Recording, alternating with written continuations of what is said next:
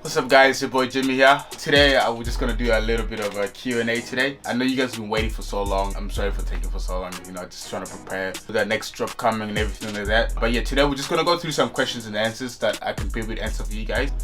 Let's get to it. So the first question of the day today is by an anonymous person. It says that, tell us why and how did you start your brand? That's a very good question.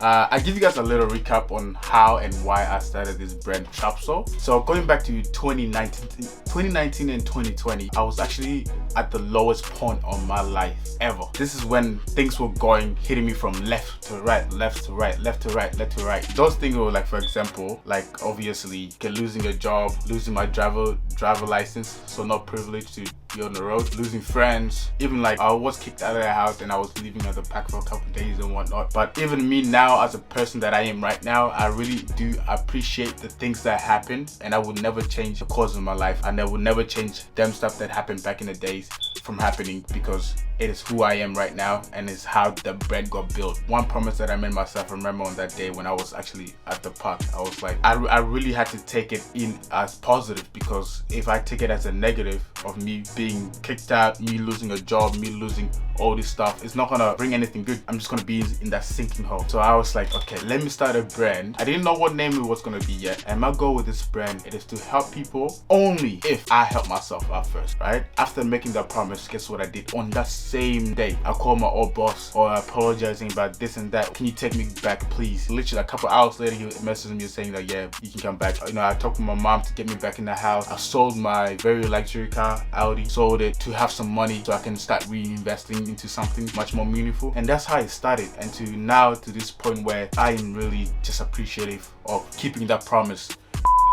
So next question is also from an anonymous person. It says, could you see Trapsoul going global? Yes, I could see Trapsoul going global easily. And one of the things that is stopping me or stopping Trapsoul from going global is the lack of consistency. Just like if you are to have any business, if you lack consistency, you're not going to be able to grow that much. That's one of the issues that I've been taking probably almost a year to try and fix. Although I do have money, but I can only invest so much money into Trapsoul, and if I don't get a return, it's going to push me back a little bit. But Trapsoul, I think going global is really easy. Right now, just trying to figure out consistency. With marketing and all this stuff, it's really the fun part of it all. With the designing and all that, that's all fun part. It's just the hard part is trying to keep consistent. So next question is, what is the hardest part of owning a business? The hardest part of owning a business for me personally is the ability to accept the fact that there is no sale, and you just did a drop. I think that's the hardest part, when you have no return. But then it's like, you know what I mean? You do get these thoughts of, oh, I should give up now before I get too deep, or should I just keep going because I already came a little deep? Yeah, for other people, I think it's different.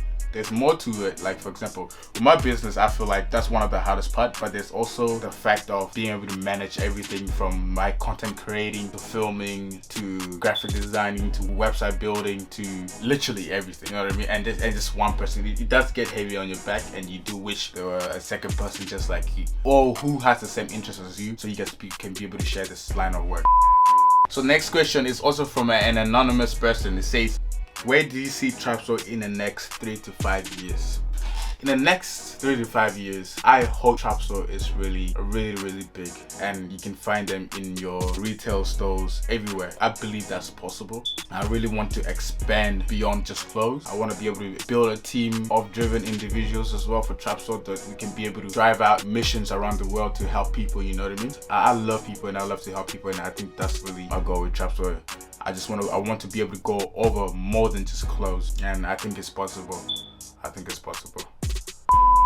But anyways guys, that's all for the Q&As. I would just like to say thank you for all your support. Also with the drops, I would also like to say thank you all for your patience. I know I'm taking a little bit long to be able to drop, but I'm just one person. You can just give me a little bit of time and I will drop, and I'll keep consistency. But other than that, hey, Designs for the Culture, I want to wish you guys a blessed week. Peace.